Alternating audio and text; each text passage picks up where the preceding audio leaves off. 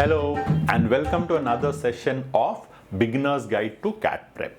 Today I'm going to talk about a very important aspect of your preparation, that is revision.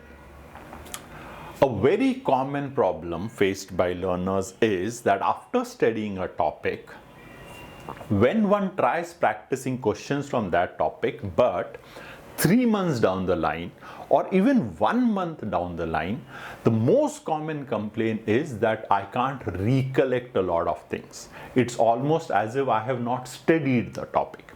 And this problem is very widespread. Almost every learner faces it. And it is also very crucial. It can put your entire study calendar awry. All the good work that you put in the first couple of months can go down the drain. It's almost like you'll have to start afresh again, right? So this is something that you need to plan against right at the beginning. And how do you avoid it? Very easy, by revising. Now the funny thing is that many people understand revision as you finish all the topics and then starting from July, August onwards, you revise. Students, this is like closing the stable doors after the horse has bolted. By July, August, if you have studied for 3-4 months, it's quite likely that you have already forgotten everything. So when you are revising, things are going to be very tough for you to recollect. Revision is a continuous process. It cannot be relegated to the end of your preparation, right? So it's an important point. Pay careful attention and let's start by understanding why do we need to revise. The reason you need to revise is because of something called a forgetting curve.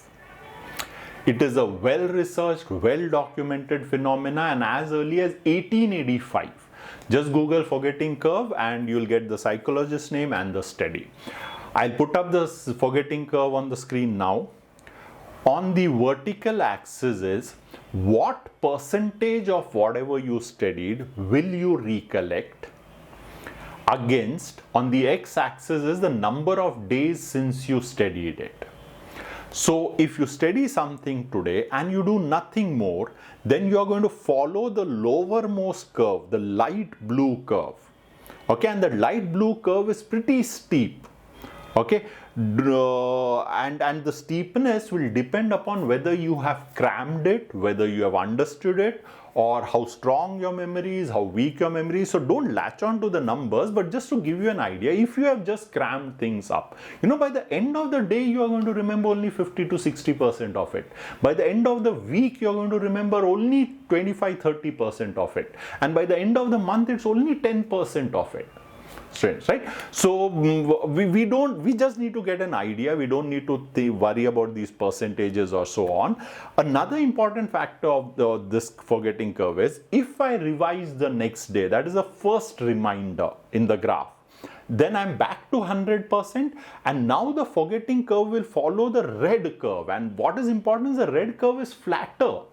You're going to forget things slower than compared to earlier. And if at the end of 7 days I do a second reminder, then I'm back to 100%. Now I'm going to follow the violet curve, which is even flatter. So even after 30 days, I would be still recollecting 90% of what I studied. And at the end of the 30th day, if I do a third revision, I'm along the green curve, which is even yet flatter. So things will stay in my memory for even longer. And yes, there's a fourth revision also after 60 days, 90 days, which is what you were supposed to do in that July or August period, right? So remember, when you forget things, there's nothing wrong with you. Our memory works that way. Right? So stop thinking that there's something wrong with you and just plan your revision rounds. And it might come as a surprise, but it's true. You need a revision 1, revision 2, revision 3, and a revision 4 towards the end of your preparation. Right? What do you do in these different rounds is what I'll cover next. A very important tool for your revision is your notes. If you don't have notes, it's going to be difficult to revise. If you don't revise, all your hard work is going to go waste, right? So make sure you have a dedicated book for taking notes.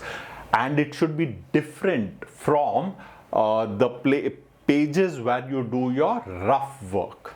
That should be done on loose sheets which you can discard quickly.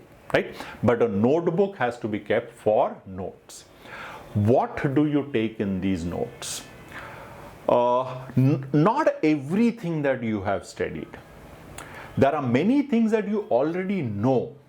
So there's no point in writing it down in these notes. These are your notes. They're not made for someone else, right? So if you know what are even numbers, what are odd numbers, what are prime numbers, then don't crowd this notebook with all such obvious things which you anyways know, right? Add only things which are new to you.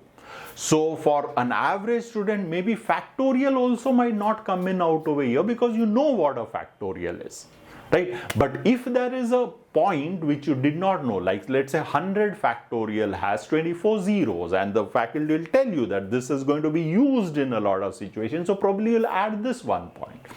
Another example I can tell you is, let's say Euler's totient number. Now this, I doubted that any student would be knowing it beforehand. So you would add that, what it is, how do you find it, and not just that, also how do you use it, a little more descriptive of which situations will this come handy in, right? Hope you get this. Now this is just one part of the notes. Another important part of the notes is references of the solved example or the practice questions that you practice. So which exercise, which question number, the questions that you need to revisit. And why would I want to revisit? Probably I did not get them when I tried them for the first time. So that question number should go in that book, right? Or there was a shortcut in this question and it was like a eureka moment or wow moment, I like that, so that should go out over there, right? Or it might be a technique, a new thing, a ingenious way, or something that you learned new in that question. So that question reference should go there, because remember, you're going to forget all this thing if you don't come back and revise, right? So these two important points, the theory bit that you learn, every new thing, and references to questions that you need to revisit. So such a notebook has to be there, and only then you can begin your revision. Now let's learn how the revision is done. Round 1 of revision, when do you do it? The very day you learn things up, or the next day immediately. And it's not even an or, it's and, right? What do? You just recap. So you study 2.5, 3 hours a day, end that day by recapping. What is it that you learned in the day? The question references that you have put in, they would be fresh in your mind, so you just have to sort of just think about those questions, and all thoughts will come running around why you marked those questions. So it is not going to take a lot of time. It is just going to take 5, 6, 7, 8 minutes at max. So do that at the end of the day before you close for the day. In fact, I would also suggest that the next day, before you start something new, just recap, just glance through the note again. What is it that you had done yesterday? That's it. Okay, so that is round 1 of revision. Round 2 is to be done on a weekly basis. So let's say every 7th day, you spend a little more time revising than just the 5-6 minutes at the start of the day. And so what you do is, you review everything that you studied in the last 6 days. So at the rate of, let's say, 7-8 minutes for the past 6 days, each of 6 days, 40-45 minutes, you would go through all the notes. The question numbers may not immediately bring the question to your mind, so you may have to go to that particular question, and once you go to the question, half of them you'll recollect why you had them. So what was the shortcut? Okay, here I just use this direct formula. Okay, but for some of them you would not recollect what was that. So maybe you might have to even use your pencil and try to do it, and then you would understand why you marked it, right? So do that for 45 minutes or an hour, and then probably continue. This round 2 of revision also needs to be done, as I said, every 7 days, yes, but also at the end of every topic. So let's say you finished number system, you should sit back and make a complete mind map of all the subtopics of number system. What did you study in cyclicality of unit digit, in factorials, what were the type of problems, what were this? So you would go through your notes. That itself is good enough, right? So that is round 2, done on every 7th day and whenever a topic gets done. Round 3 of revision has to be done topic wise and not for the previous X days of work. When should you do it? Before the completion of 30 days since you studied a topic. Let me give you an example. You've learned time and work. You started with algebra. Now algebra is going to take a long time to complete. So around 25 days or so, whenever you find it convenient, take a break from learning algebra and revise time and work. Another example, you studied mixtures. Next you followed it up with studying time, speed and distance, and time, speed and distance got over at 20 days. So now there's a natural break here, right? So take this opportunity to revise mixtures before you start off with a new topic. Okay. Now what do you do in this revision round? It's a little different from the earlier rounds. By now the notes and the reference questions that you needed to revisit should all be ingrained in your mind. There's very little new thing that you're going to learn over there, right? So you want to glance at it, do that, but it should be a very quick glance. In this revision round, you need to revise by using all your learnings in questions. And probably new set of questions. So get a new exercise of 15, 20, 30 questions, okay, and practice those. And while practicing those, you should be able to categorize those questions into the mind map that you made of type of questions for each topic.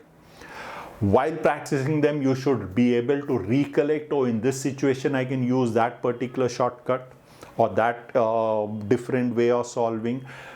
Try solving a question in different ways such that you recollect all possible ways of solving a question. There are multiple ways in which a question can be done. A point here, don't try to solve more tougher questions.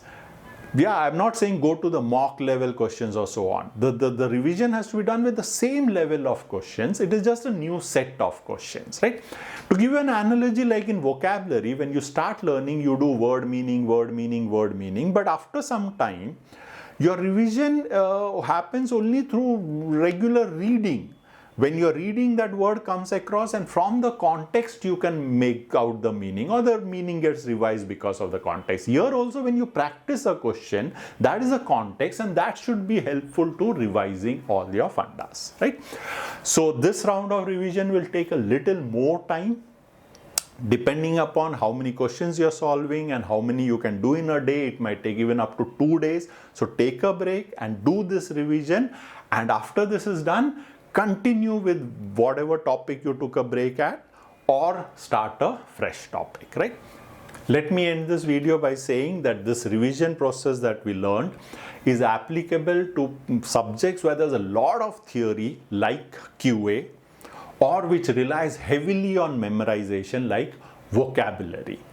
This revision process is of not much use or cannot be done in skill-based topics like reading comprehension or logical reasoning, LR. In LR, there are very few topics where there's some theory, very little, for which this revision can apply, but for most of LR and RC, this is of no use. It's a long video, but the subject matter was important. Hopefully it was of some use to you. Thank you very much.